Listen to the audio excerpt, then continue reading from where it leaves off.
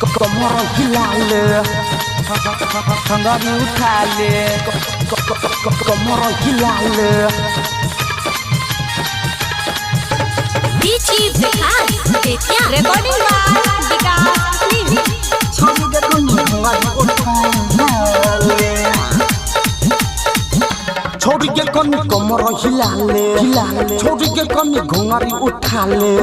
छोड़ी के तनी कमर हिला ले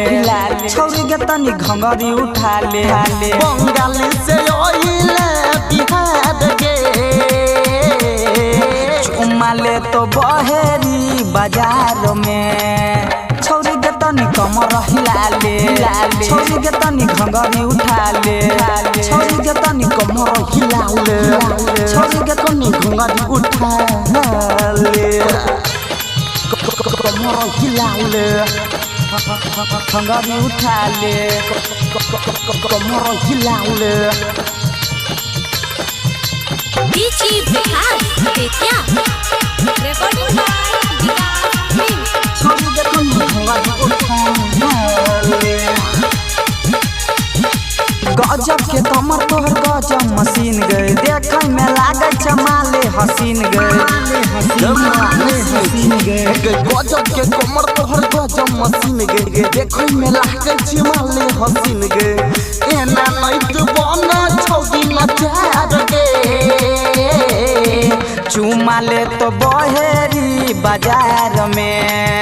छोड़ के कनी कमर हिला ले छोड़ के कनी घंघरी उठा ले छोड़ के तनी कमर हिला ले छोड़ के तनी घंघरी उठा ले कमर हिला ले घंघरी उठा ले कमर हिला ले DJ Vikas recording by Vikas TV छोड़ी के कनी घंघरी उठा ले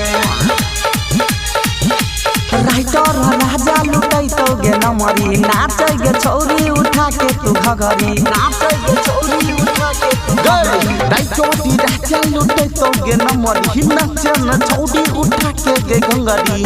गोविंद सुभाष तो लगातार गे माल चुम्मा ले तो बहेरी बाजार में छोड़ी के कनी कमर हिला ले छोड़ी के कनी घंघरी उठा ले छोड़ी के तनी कमर हिला ले छोड़ी के तनी घंघरी उठा ले ना गए।